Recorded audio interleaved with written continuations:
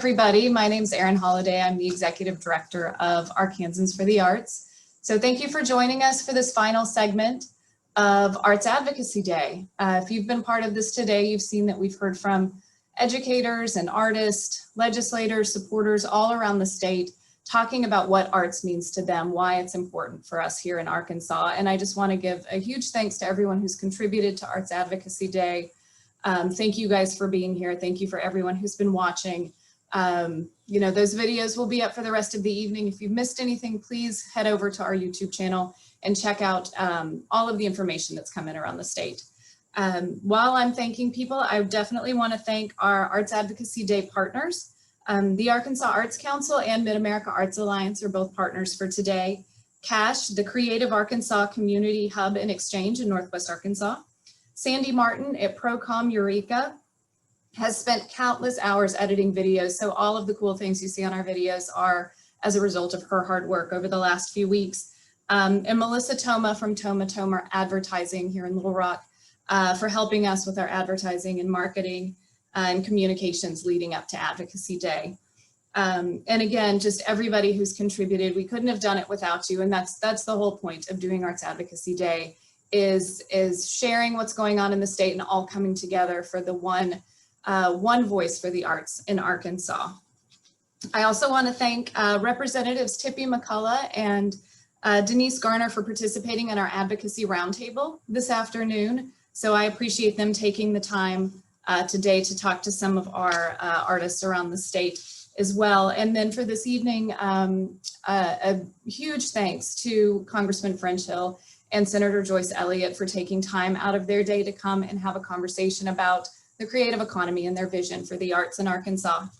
If you've been watching our videos or any of the other presentations, you will have heard that today is the beginning of our membership drive for the fall. So I just wanted to let you know, if you were to join today, your membership lasts all through next year. And also we're giving a little bit of thanks. Everybody who joins today will actually get a custom printed Arts Advocacy mask. And so that'll come with your membership packet. If you join, it's really easy. You just go to arkansasforthearts.org and click on membership. Everything's super simple right there. That being said, I'm going to go ahead and turn it over to Dr. Chris Jones, who will be moderating this afternoon. Dr. Jones is the Executive Director and lead maker of the Arkansas Regional Innovation Hub. He has graduate degrees in nuclear engineering and urban planning, and 20 years of experience in energy and infrastructure, diversity, community development, housing, and management. The Hub is a shining example of the intersection of technology and the arts, and it supports the creative economy and makers here in Arkansas. So I will leave it to you. Thank you. Thanks, Erin. I'm really excited about tonight, and what an amazing day. Arts means so much. Arts means everything. And I'm also very excited that we're having a membership drive. So you all please sign up to become members, join in the advocacy for the arts. And I think if you haven't learned so far today, I know this afternoon you're going to hear even more of reasons why you should join. Thank you again, Erin, and the entire team for putting on such an amazing day of discussion and engagement. I'm originally from Pine Bluff, and I have a history in science, engineering, and technology fields. Having spent time with Nobel laureates, NASA engineers, and scientific leaders, one thing is true, but possibly unexpected: the arts. The arts, in addition to having intrinsic value, serve to enhance science, technology, entrepreneurship, and innovation. Many of the greatest discoveries and breakthroughs were not possible without the arts. Many of our greatest economic gains are the direct and indirect result of the creative economy. That's what we're here discussing today, so let's talk. This afternoon, we're talking about how arts means business. We're honored to have the opportunity to speak with Congressman French Hill and Senator Joyce Elliott about the arts and the creative economy in Arkansas. Senator Elliott and Congressman Hill will both be asked a series of questions by two of Arkansas's finest. They've both been asked, Senator Elliott and Congressman Hill, they've both been asked to keep their responses roughly to a minute. We will adjust questions and response time as necessary depending on the length of some of their early responses. This will be an engaging and exciting conversation. We will begin with Congressman French Hill. Congressman Hill did have a last-minute scheduling conflict, but we were able to catch up with him earlier today. Congressman Hill, who represents the 2nd Congressional District, serves as the U.S. Congressional Arts Caucus, on the U.S. Congressional Arts Caucus, and in Arkansas, he was the Arkansas Museum Trustee of the Year. He served as a trustee of the Arkansas Arts Center and was a commissioner at the Historic Arkansas Museum. Congressman Hill was also chairman of the Historic Arkansas Museum Capital Campaign, and he won the Henry Tourism Award and the History Advocate Award from the Arkansas Historical Association. He's also the co-chair of the U.S. House Congressional Art Contest. Congressman Hill was interviewed by Victoria Mays.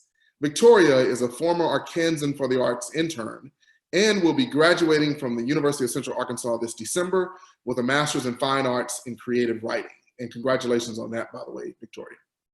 As volunteer coordinator at UCA, Victoria works to connect students and community members to nonprofits and organizations in need of assistance. Here's our interview from earlier today.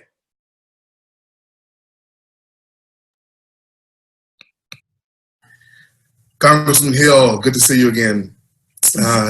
Victoria, nice to see you. You as well. As I mentioned earlier, we're thankful for you taking the time to do this and appreciate working around a busy schedule. And so we'll jump right into some questions. And I'll actually ask the first question, as I mentioned, and then we'll hand it over to Victoria. So Congressman Hill, as a banker, tell us how you ended up on the U.S. Congressional Arts Caucus and why you chose to take that position. And in doing so, would you also tell us a little bit about what the Congressional Arts Caucus does? Sure. Well, I'm a longtime supporter of the humanities. I've been a trustee of the Arkansas Arts Center. I was a longtime commissioner at the Historic Arkansas Museum in downtown Little Rock, and very involved as the capital campaign chair to build that new museum that we have down at the Historic Arkansas Museum. And it all dates back to time in college when I was a history minor and an art history person inside of that history minor. So I've loved the humanities all my life. So it's not unusual that I have an interest in art. And grateful for the opportunity to be on the Congressional Art Caucus. It's about 40 years old, Chris, and it's given the opportunity for high school students all over the nation to compete and display their art.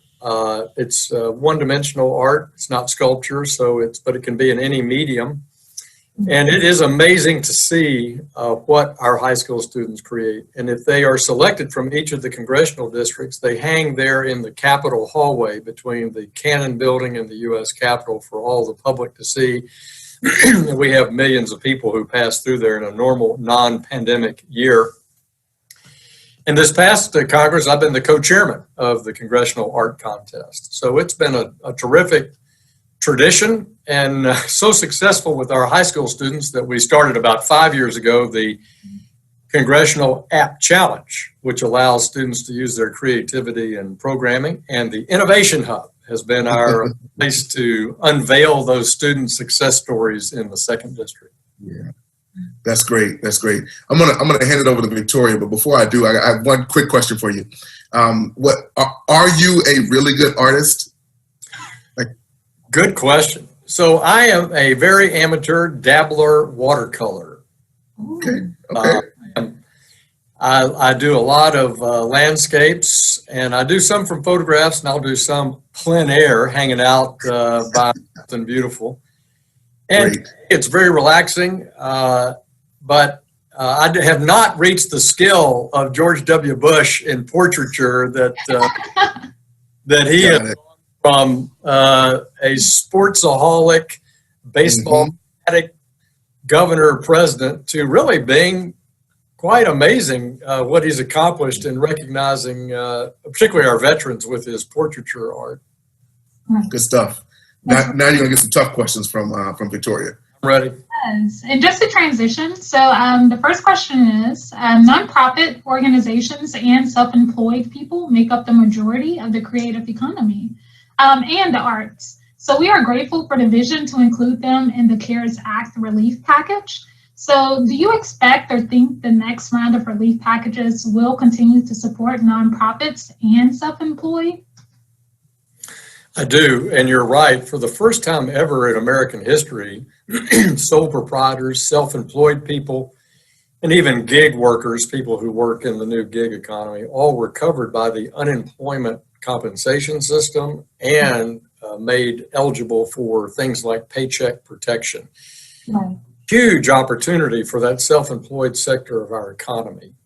And also, we've tried to urge, and it's been somewhat successful, to expand PPP to nonprofits.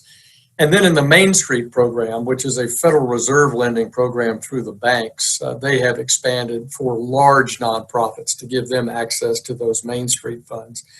So I think when we come ashore on another pandemic-related economic recovery package, that they will be covered in there.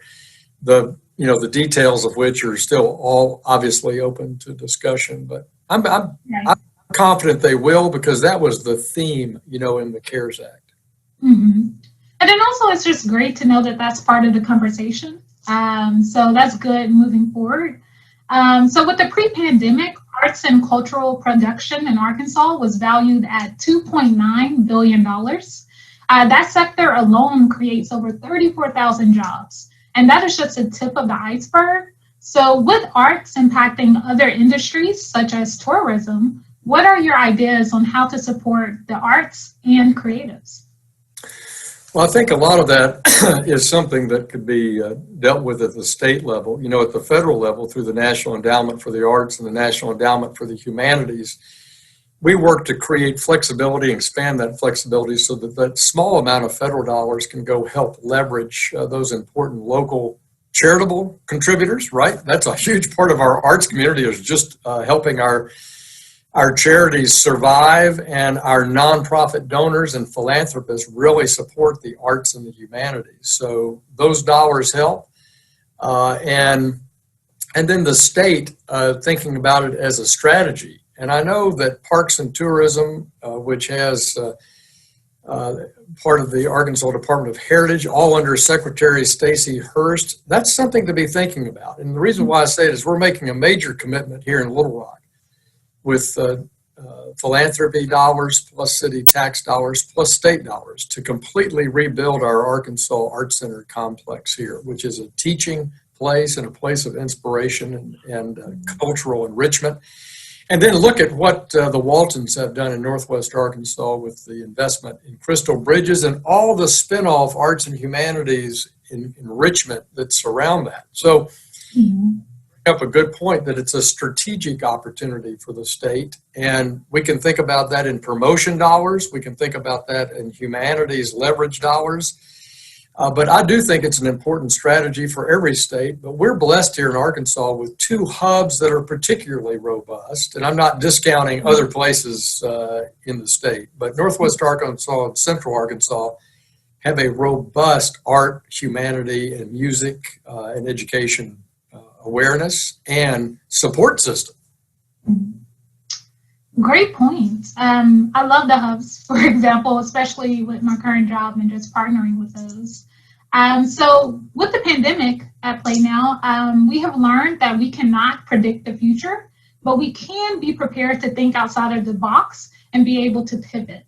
It also teaches us the importance of the creative economy and making sure we have a pipeline of talent trained and ready to contribute to the creative economy. So as we are turning more and more to the internet for daily shopping, entertainment, and education, we should take note that every photo, video, and sound that goes into each product involves a creative thinker. Arts education teaches these artistic skills as well as creative problem solving and flexibility. So Congressman, what are your thoughts on the importance of arts education? And how do we invest in arts education when the arts are one of the first items cut when economic hardship hits? Well, as we learned through when Mike Huckabee was our governor, he put a preeminent leadership as governor on arts education in our schools, both music education and the visual arts. And he knows that that's directly tied with student performance. students that are involved in the arts, both music and the visual arts, have higher grade points, they have higher engagement, and it's part of that connecting your brain, left and right sides of your brain, and making you a more successful thinker, in my view. So I support arts education. And again, we have to engage the leverageability of both state dollars, federal dollars, and also remind superintendents and school boards that this is an important thing.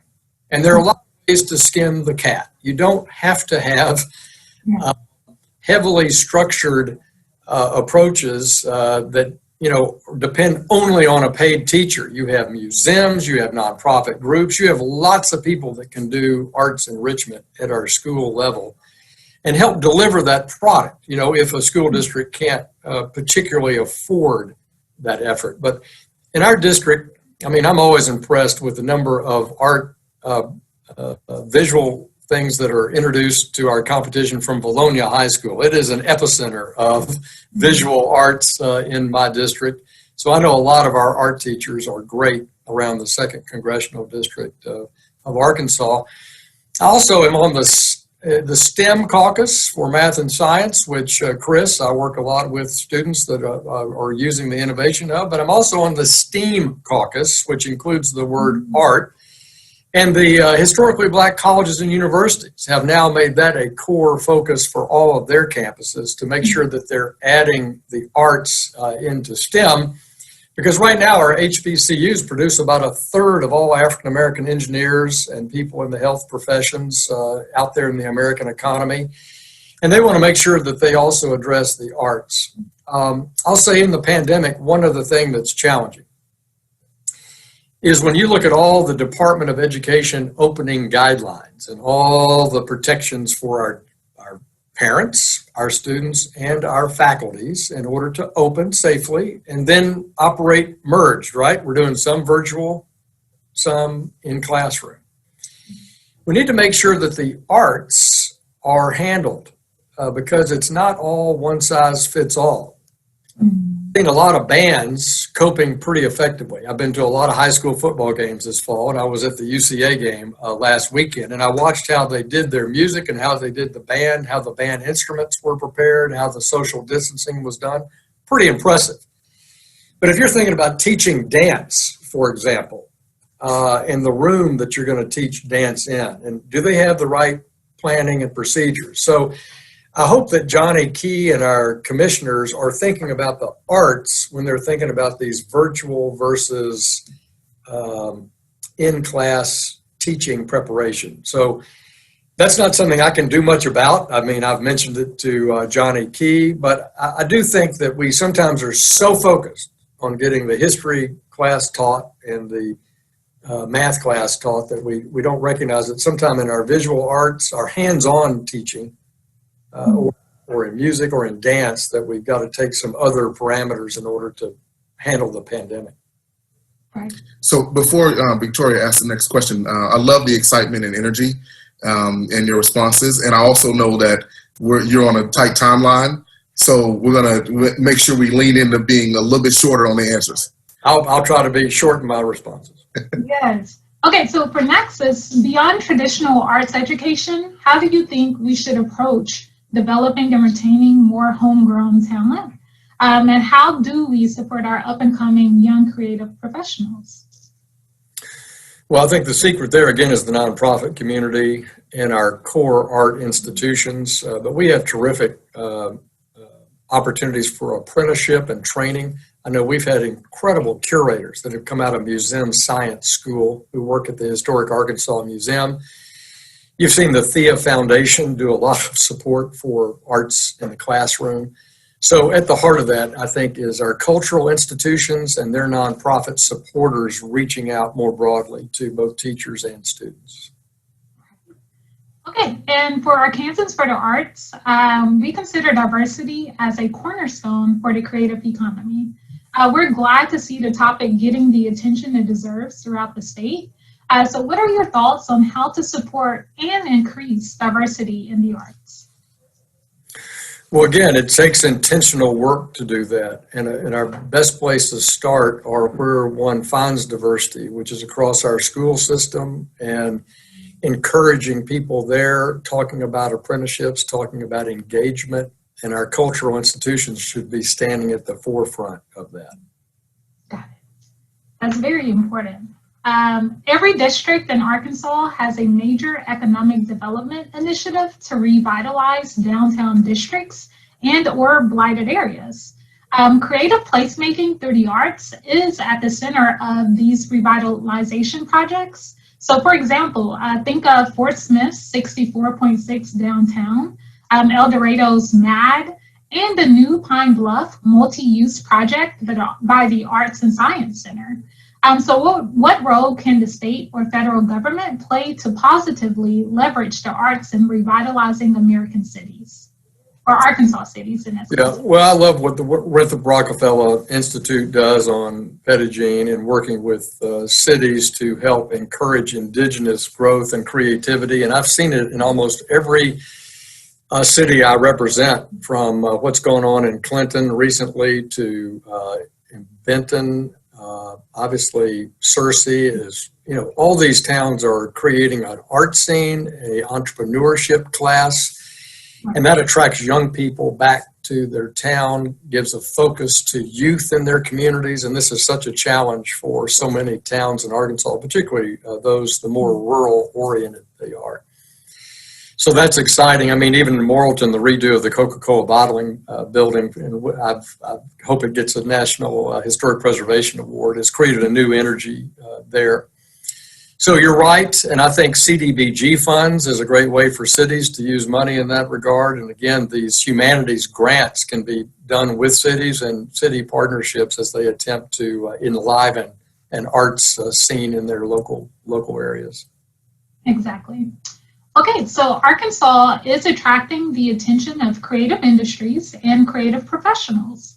So for example, the digital production industry with projects like True Detective, that project brought thousands of creative people together, made millions of dollars for the state, and spurred additional projects to be produced in Arkansas.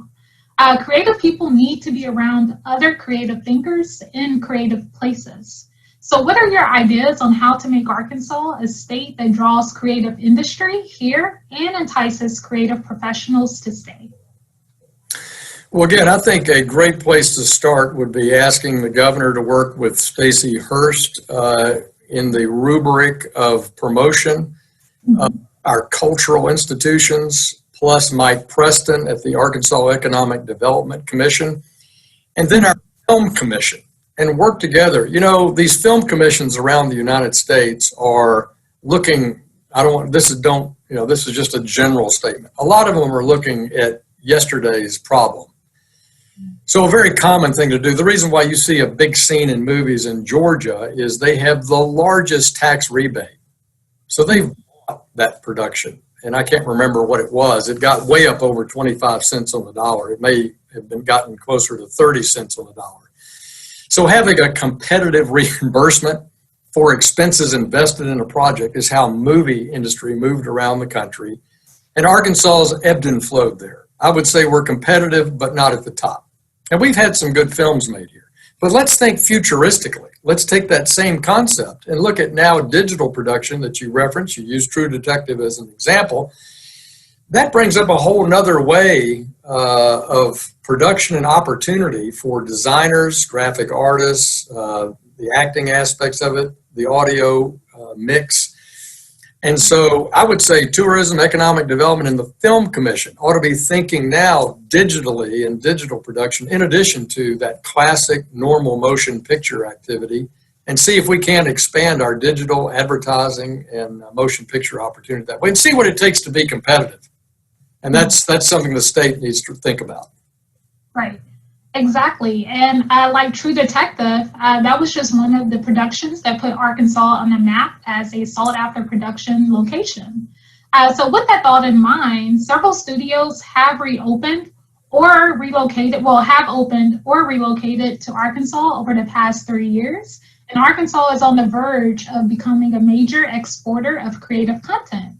So what are your ideas on how to grow the film, music, and digital production industries in Arkansas? Well, I think I answered that question in my previous answer. I think that's the right kind of way to build that strategy and build the financial and economic development incentives around that. And I look forward to seeing those results. And thanks for advocating for it. Yes, absolutely. And then finally, so considering the direct and indirect economic impact that the arts provide by attracting talent, creating jobs, greatly enhancing our quality of life, and raising the profile of Arkansas, do you think the arts should play a larger role in shaping economic development policy? For example, should the arts be designated as a sector on the Arkansas Economic Development Commission?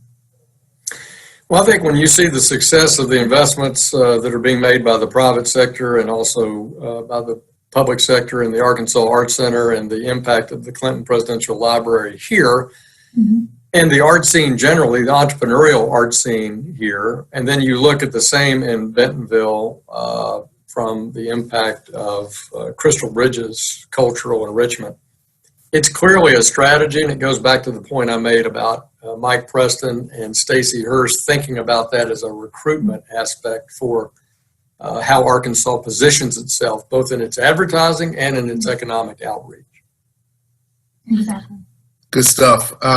So thank you for responding to those questions. It was really engaging. I have one last question for you, and it'll be quick. So in the theme of this year's Arts Advocacy Day is arts means. And we're hearing from people around the state sharing what arts means to them. We can sum up this interview with the phrase, arts means business. What does arts mean to you? Well, arts means to me enrichment. Enrichment. You know, all of my engagement in visual art or musical art, and this goes back to when mankind began to make music and make visual art. It's about enrichment of the person, making you a better person. And of course, there's a storytelling aspect of it that's so incredible in all the arts. But for me, it's that sense of personal enrichment. I'm a better person because of the arts. Great.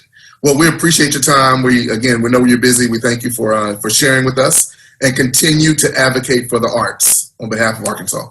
Gloria, thank you. And this has been a lot of fun, and my best wishes. And thanks for being a great voice for the arts in Arkansas.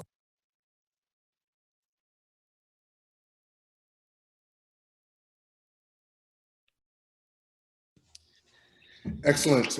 Thank you again, Congressman Hill and Victoria Mays, for taking part in Arts Advocacy Day. Now we'll welcome Senator Joyce Elliott and Madison Conklin.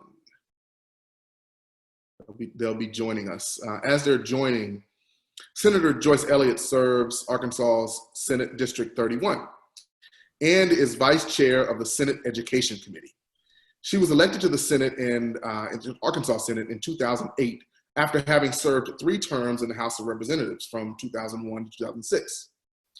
She's been a proponent of an arts-infused curriculum as part of the state's education plan. As the Democratic chair of the Education Committee of the National Conference of State Legislators, she and her Republican co-chair made the breakthrough presentation of research that showed arts education at a state level leading to overall educational success. This service led her to being awarded the State Legislator Arts Leadership Award in 2017 by Americans for the Arts. Senator Elliott is also the founder of the Arkansas Legislative Arts Caucus. Welcome, Senator Elliott. Thank you. Glad to be here. What a great day on a mundane day of hard work. Yes, it is a great day. Well, it's a special great day to me because it's my wife's birthday. Oh, yay. Yeah, Are you doing something artistic? Like, did you make the cake or? Well, we'll talk about that offline. Offline. Okay. Yeah, Senator Elliott will be interviewed by Madison Conklin. Madison is a former intern with Arkansans for the Arts and a recent graduate of the University of Central Arkansas. Congratulations on that, Madison. Thank you. Madison now resides in Memphis, Tennessee, which we won't hold against her, where she's a graphic designer for Beauty Cast Network. Welcome to you both. Thank you. Hi, Madison. Good to see you. Good to see you too. So Senator Elliott, as you already know, I'll ask the first question and then I'll hand it over to Madison, who is our real expert for the night. You know, so you have a rich history in education. You've been an educator and been on the ground. But from there, you founded the Arkansas Legislative Arts Caucus. Yes. What drove you to create the caucus? And as you're sort of sharing that, tell us what the Legislative Arts Caucus actually does. Yeah.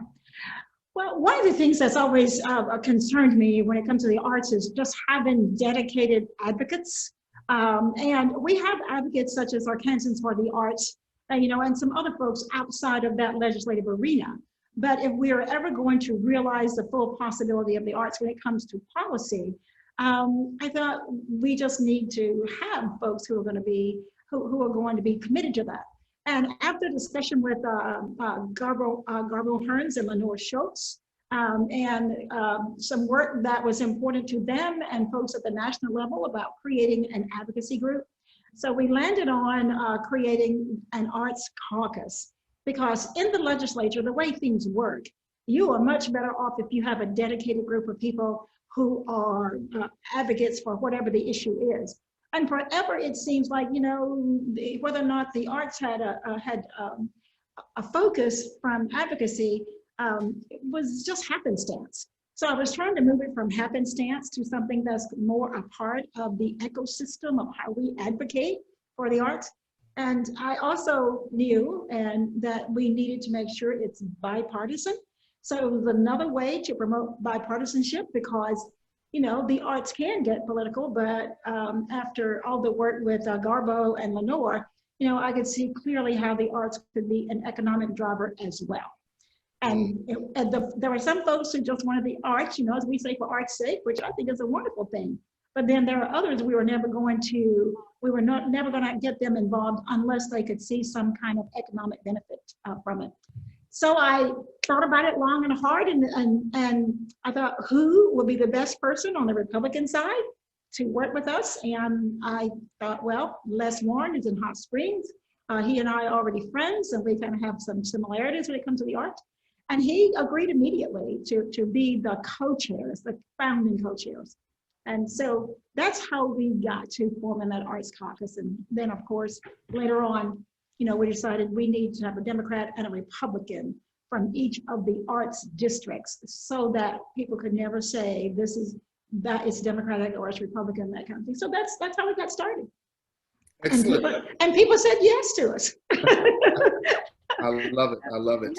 Yeah. So I'm going to hand the mic over to Madison. Before I do, just kind of as a contextual reminder, Madison has a series of really great questions that she's going to ask you. And we want to keep your responses to right at a minute. Okay. That'll give us time to get through, because she has a lot of great questions. So if you can do that. I know Madison does. If you all get excited and engaged, I'll gladly chime in and have us go through a little faster. I'll be brief. Go right ahead, Madison. Thank you again for being here, Senator Elliott. Sure. So my first question is, nonprofit organizations and self-employed people make up the majority of the creative economy and the arts. We are grateful for the vision to include them in the CARES Act relief package. Do you expect or think the next round of relief packages will continue to support nonprofits and self-employed? Yeah, I think that would certainly be the case, because, you know, when we don't really think about this a lot, but the self-employed and the nonprofit sector make up so much of our economy. It's just that it's so embedded, we forget to take a look, you know, to pay attention to it. It's kind of like, you know, the nose on your face, unless there's a fly on it, you don't think about it. But it gives us a great opportunity, though, that we will be forced to take a look at it. And therein lies an opportunity to think about, if we're going to be inclusive, how about let's think of a new way forward of how do we look at the arts, and how can we make the arts work across all kinds of lines, rather than just doing the traditional thing. So I think the opportunity is going to be great for us. You know, it's coming out of something that is a real struggle. Great. I'm sure everyone listening is looking forward to that. Yeah. Pre-pandemic, arts and cultural production in Arkansas was valued at $2.9 billion. That sector alone creates over 34,000 jobs. With arts impacting the other industries such as tourism, what are your ideas on how to support the arts and creatives? Here at the state level, I mean, there are definitely things I think we can do for incentives, but we do have to be careful about the incentives. But one of the things I think we need to think about doing is, as we all know, about democratizing the definition of the arts and thinking more carefully about what we consider as art. But I don't want us to make the mistake that some states have made, because they're almost giving away the store with incentives. It's possible for us to, I think, learn from what they've done and make sure we are creating an environment that will draw the arts to our state. And a lot of that is going to be policy. But the one thing I've thought about too at the national level, rather than our all fighting each other all the time, is think about this as a regional way of things. For example, we already have the Delta Regional Authority. That could, for me, as far as I see it, that could become an area that would be a resting place for funds and for set aside grants just for the arts that would impact Arkansas and the other states that are part of the Delta Regional Authority.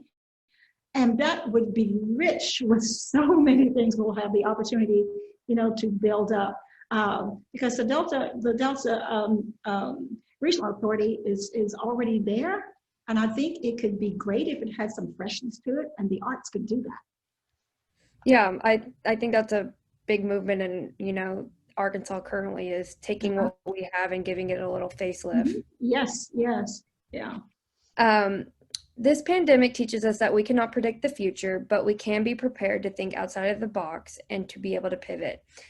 It also teaches us the importance of the creative economy and making sure we have a pipeline of talent trained and ready to contribute to the creative economy. As we are turning more and more to the internet for daily shopping, entertainment, and education, we should take note that every photo, video, and sound that goes into each product involves a creative thinker. Arts education teaches these artistic skills and as well as creative problem solving and flexibility. What are your thoughts on the importance of arts education, and how do we invest in arts education when the arts are one of the first items cut when economic hardship hits?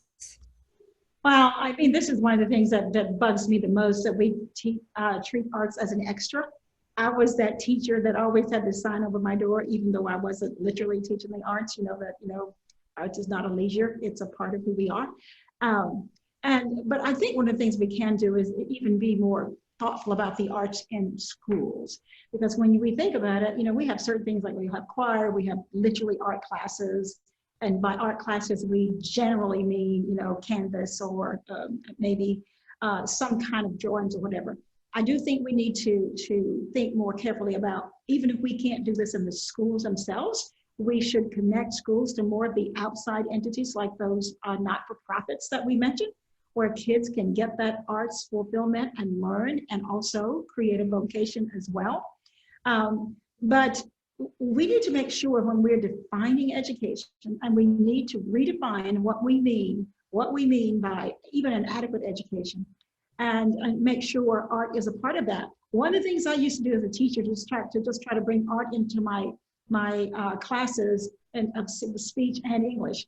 But teachers need to be more inventive. If I assign something to students that they could render to me in an artistic way, as opposed to just writing it out on paper, that's the same as they always do. I always ask students, what idea do you have about the way you can do this assignment, other than here's the assignment the way I think of it? I think we need to have more of that creativity, and when we are training teachers, and give them more space to do things differently. But more than anything, we need to have the voices of people like you, but just in other areas of normalizing arts as a part of our education. And we just haven't done that.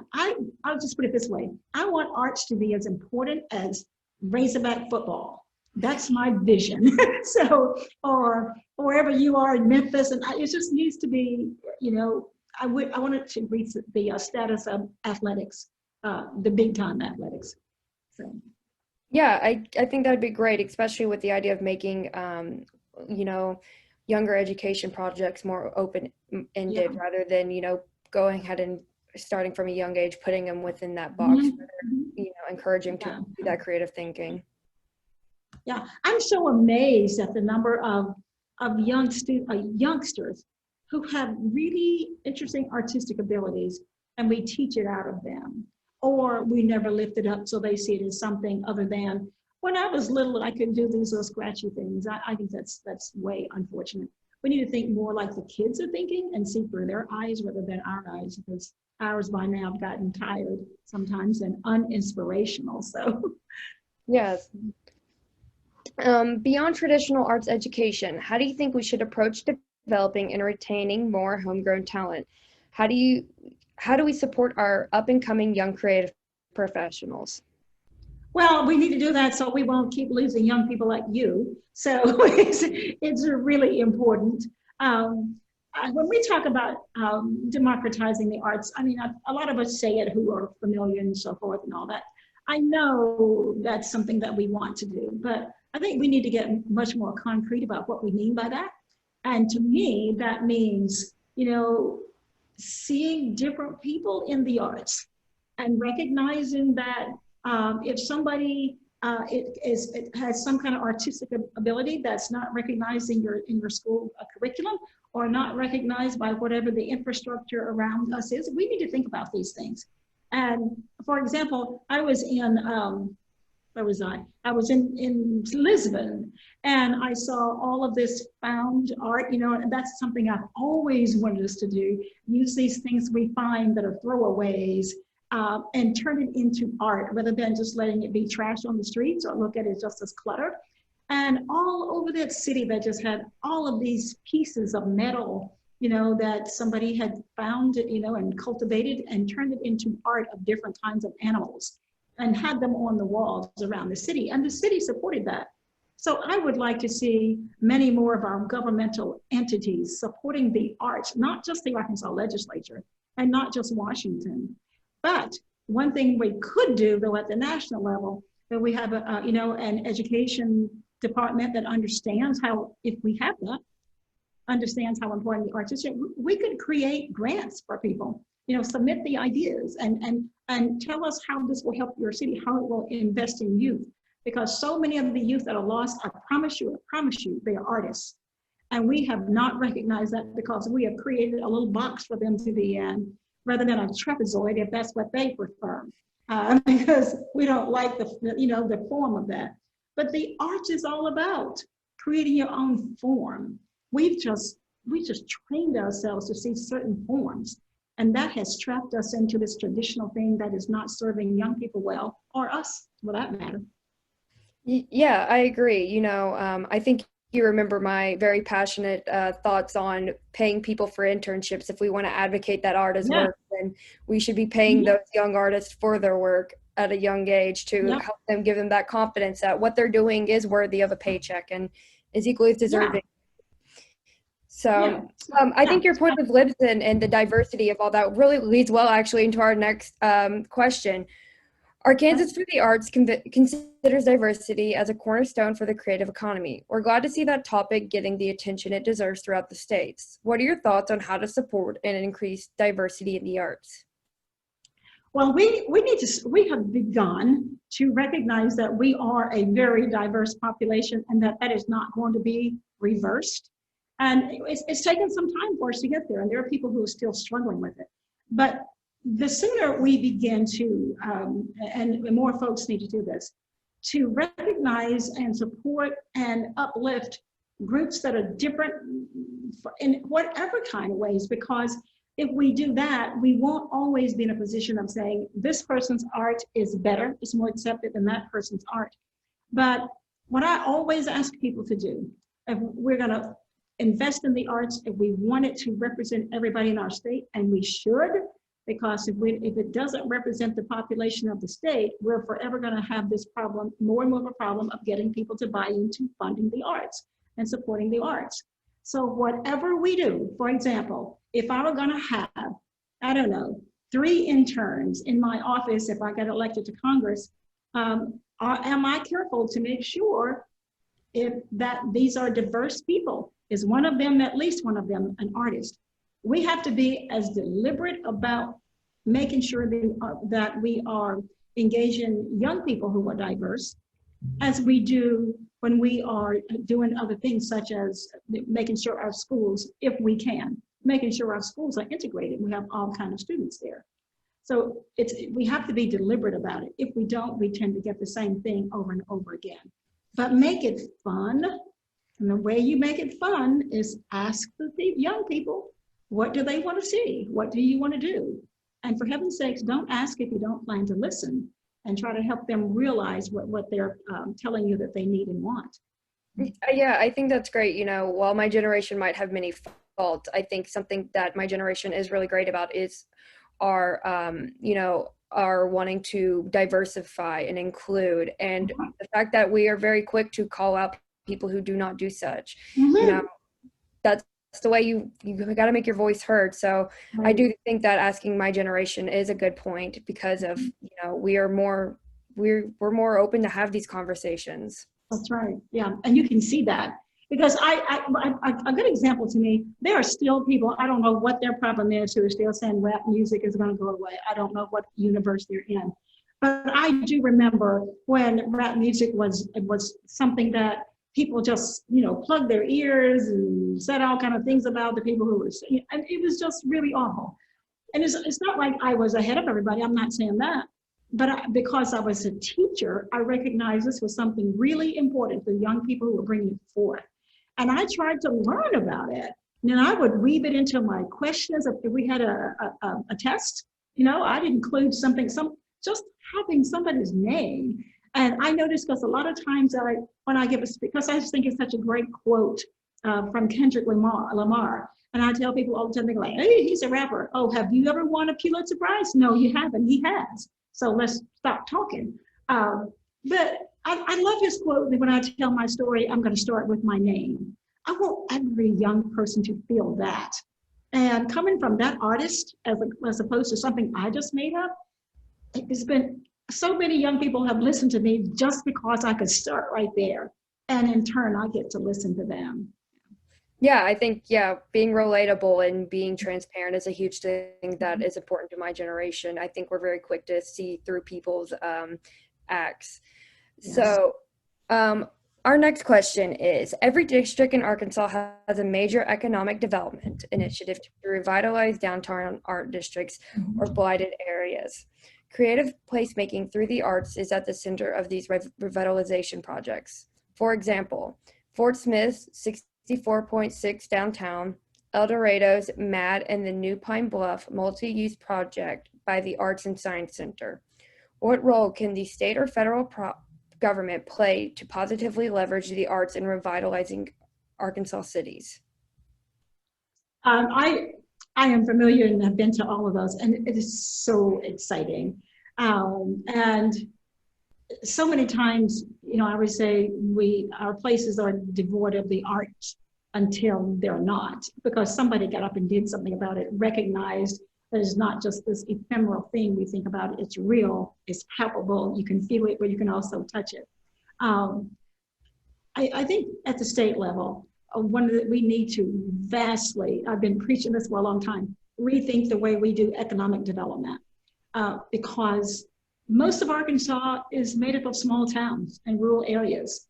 And for us to have an economic development plan that's based primarily on getting the next big box factory or whatever to come to our state, I just think that's a loser in the end. And the evidence is pretty clear that it is a loser. So what I'd like to do is rethink our economic development and look at it as a place-based thing, like we were just talking about. Why should El Dorado, why should Fort Smith, why are they on their own to even think about getting started?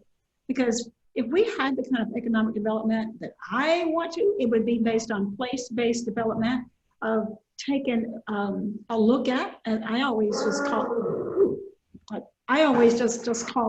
doing an audit of what's possible where you are. And as a part of that audit will include the arts. And then we build our economic development thinking around that kind of plan that will invariably, I don't care where you are, would include the arts for anybody with any kind of vision. So if it just becomes embedded in the rest of economic development, that would be a winner as far as I'm concerned. And then at the national level, the national level could look at states that way. We could look at it also, you know, like the Delta Regional Authority that we were talking about before. I see Chris is back on, so I'm going fast. I know, I was like, we're about to get in trouble. Such a rich conversation. Such a rich conversation. I feel like the teacher walked in. I know, and I'm so giving you all like a minute and a half left. All right. Okay, well, I'll go ahead and ask you my last question then. Arkansas is attracting the attention of creative industries and creative professionals. For example, the digital production industry with projects like True Detective, that project brought thousands of creative people together, made millions of dollars for the state, and spurred additional projects to be produced in Arkansas. Creative people need to be around other creative thinkers and creative places. What are your ideas on how to make Arkansas a state that draws creative industry here and entices creative professionals to stay? Mm-hmm. Do what we do for other industries, because it seems completely normal. We'll say, oh my gosh, if we train our kids to make whatever, we can get this company to come here. And we don't think about that in terms of the arts, what you just described. So the key to the whole thing is being sure we are growing what I call the human infrastructure. Like there are define what the jobs are, and we know Kansas for the Arts has done a lot of that.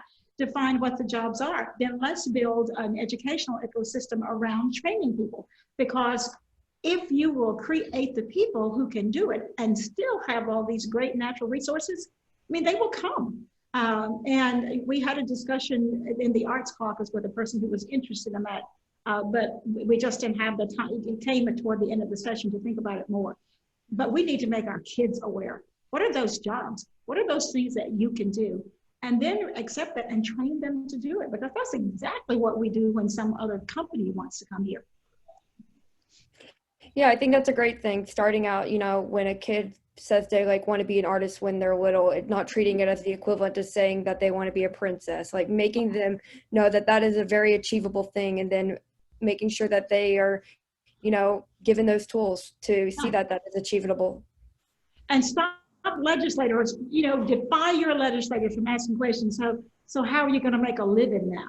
I mean, that is so demeaning and dismissive. All right, I'm stopping on that one, Chris.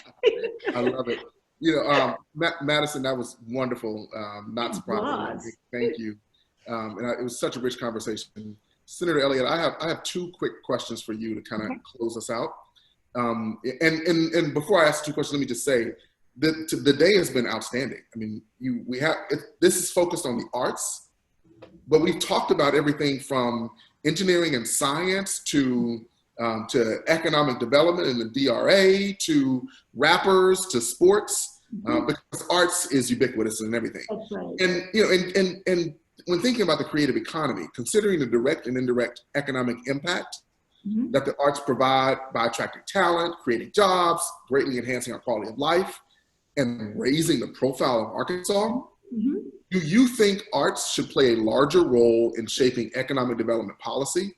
For example, should arts be designated as a sector in the Arkansas Economic Development Commission? Absolutely. And one of the things that, you know, working with Arkansans for the Arts, and I had a meeting with the head of the Economic Development Commission, and we talked about the arts and what is possible. And we made it clear right then and there, the big ask is the next time somebody is appointed to the Arkansas Economic Development Commission, that person should be someone with an arts background and a vision for the arts playing a larger role in Arkansas's economy. Just like that. And you know, we need that definitiveness, and kind of along that lines, the theme of today, sort of this year's Arts Advocacy Day, is arts means. Okay. And we're hearing from folks around the state sharing what the arts means to them. To sum up sort of this conversation, the phrase arts means business is how we sum it up. But what does arts mean to you? Oh, limitless possibility. Limitless possibility, both on the joy side and on just the economic development side. but I think it's limitless possibility. Love that. That's awesome. Well, thank you, Senator Elliott. Thank you, Madison. Also, thanks to Congressman French Hill and Victoria for earlier today.